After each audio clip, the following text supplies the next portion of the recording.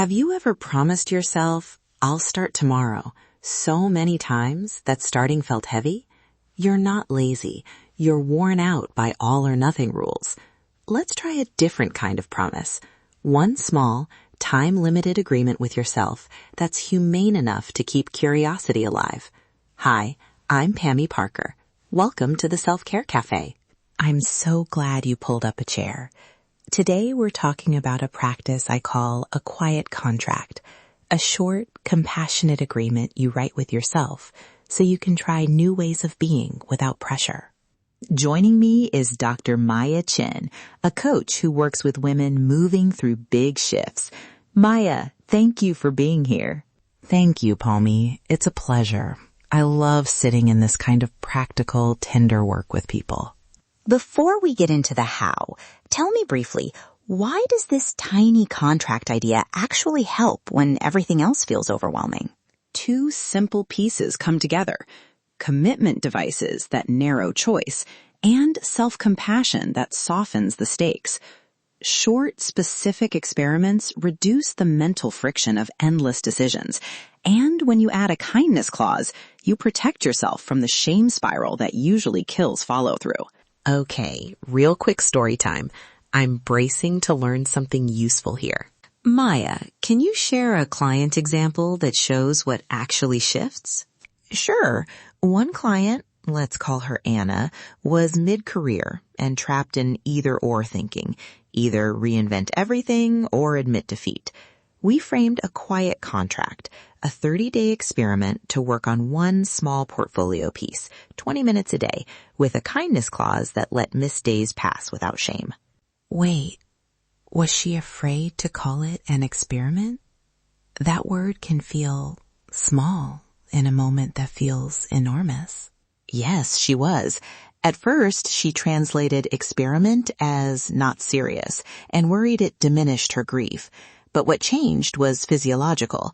The pressure lowered, her nervous system steadied, and she stopped swinging between frantic effort and doing nothing. After 30 days, she didn't have a finished career plan, but she had usable information, preferences, energy limits, and clearer next steps. That data mattered more than a verdict. I love that. Clarity over verdict. All right, let's draft one together.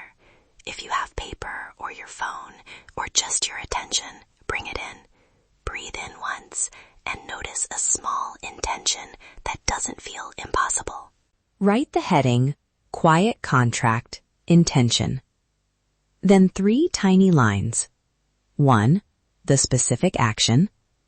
2, the time frame, 7, 14, or 30 days. 3, the kindness clause. I'll give examples in a moment. Example for wording you can copy. Action: I will sit for 5 minutes each morning with a soft focus on breath. Kindness clause: if I miss a day, I will say, I'll return tomorrow with kind curiosity, and jot one note about what got in the way. Exit ramp: if after 14 days I feel more anxious or dread this practice, I will pause for a week and check in with a friend or coach. Those are perfect, short, first person, and kind. Make your language that concrete. A small reality check. What if someone hears contract and feels more pressure? That risk is real. How do we prevent it from turning into another harsh to-do? Start with language that reduces obligation. Use I'm choosing to try instead of I must. Add a kindness clause that gives you a default supportive response, and name an exit ramp that lets you stop without shame. I once worked with a client who folded her contract into a note and put it away after a week because it felt like failure. We reworded the kindness clause and scaled the action down to 2 minutes. She came back the next month with new curiosity. Folding it away was actually useful data. It told us the practice needed gentler sizing. I love that. The fold away as feedback. Practical and tender. Now pick one tiny ritual to keep the contract alive. A sticky note on your mirror, a 2-minute morning check-in, or a weekly 5-minute review on Sunday night. One useful physical nudge. Fold the contract into a small square and tuck it in your wallet or phone case for a few days. That gentle touch point invites you back without judgment. Okay, 2 last troubleshooting tips. First, if self-criticism shows up, treat it like a curious note. Ask, what is that voice trying to protect me from? Second, if you keep avoiding the practice, shrink it even more. Success builds on tiny, repeatable yeses. And remember, collect the data, not the verdict.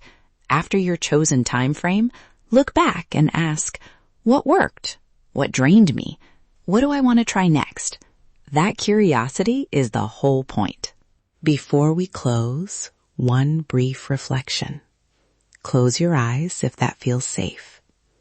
Breathe in and imagine one small outcome you'd like to notice in 2 weeks. Maybe less anxiety in the morning, or one clearer boundary. Hold that image. When you're ready, open your eyes and write one sentence onto your contract that captures that intention. If you want more structure, our show page has a printable 1-page template and a gentle worksheet to guide the practice for 7, 14, or 30 days. Visit selfcarecafe.example.com to download the quiet contract template and worksheet. Try it small, revise it kindly, and let curiosity lead. Thank you, Maya, for the practical language and for holding the tender parts of this work. Thank you. I hope listeners find experiments that feel humane and useful. Come as you are, leave nourished,